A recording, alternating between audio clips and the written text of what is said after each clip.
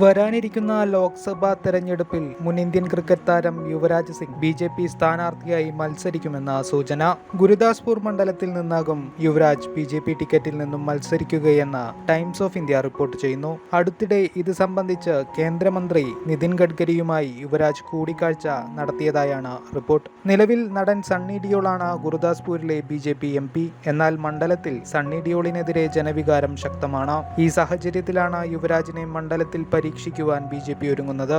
India കണ്ട എക്കാലത്തെയും മികച്ച ഓൾറൗണ്ടർമാരിൽ ഒരാളായ യുവരാജ് സിംഗ് ആയിരുന്നു ഇന്ത്യയുടെ 2007, 2011 ലോകകപ്പ് വിജയങ്ങളിൽ നിർണായകമായ പങ്കുവഹിച്ചത്.